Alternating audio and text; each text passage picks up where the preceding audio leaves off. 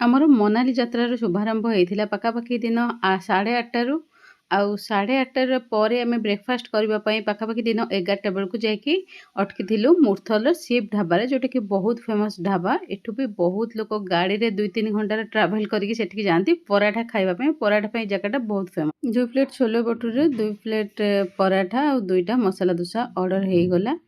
ଆଉ ଅର୍ଡ଼ର ବି ଆସିକି ପହଞ୍ଚିଗଲା। ଆମେ ସମସ୍ତେ ଏନ୍ଜୟ କରିବା ପରେ ଏଠୁ ବାହାରି ପଡ଼ିଲୁ ପୁଣି ଆମର ଗନ୍ତବ୍ୟ ପଥରେ। ଆଉ ମୁଁ ଆପଣଙ୍କୁ ଏଠି ଜଣେଇ ଦେବା ପାଇଁ ଚାହୁଁଛି, ଆମେ 2ଟା ଫ୍ୟାମିଲି ଥିଲୁ, ମୁଁ ଆଉ ମୋର ସାଙ୍ଗ 2ଟା ଫ୍ୟାମିଲି ଆମେ ସାଙ୍ଗ ହେଇକି ଯାଇଥିଲୁ। ପର୍ସନାଲ ଭେହିକିଲ୍ ଆମେ କରିଥିଲୁ। ତାପରେ ଏଠି ଗୋଟେ ଫ୍ରେଶ୍ ହେବା ପାଇଁ ଗୋଟେ ହୋଟେଲରେ ଅଟକିଥିଲୁ। ରେଷ୍ଟୁରାଣ୍ଟ ଟାଇପ୍ର ସେଠି ଥିଲା। ସେଠୁ ଚା ପିଇ ଦେଇକି ତାପରେ ପ୍ରକୃତିର ସୌନ୍ଦର୍ଯ୍ୟକୁ ଉପଭୋଗ କରିକା ଆମେ ଯାଇ ପହଞ୍ଚିଗଲୁ ସୁନ୍ଦରନଗର ଲେକ୍ ପାଖରେ।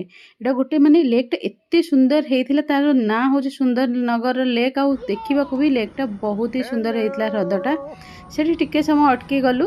ମେଘ ଯେମିତି ପାଣିକୁ ଛୁଇଁ ଯାଉଥିଲା, ଲାଗୁଥିଲା ଯେମିତି ମେଘ ଲେକ୍ରୁ ପାଣିକି ଟାଣି ନେଉଛି, ଏମିତି ଟାଇପ୍ର ପ୍ରାୟ ଫଗ୍ ଟାଇପ୍ର ସେଠି ହେଇଥିଲା। ତ ଆଜି ଗୋଟେ ଦିନରେ ତ ମନାଲି ପହଞ୍ଚି ପାରିଲୁନି।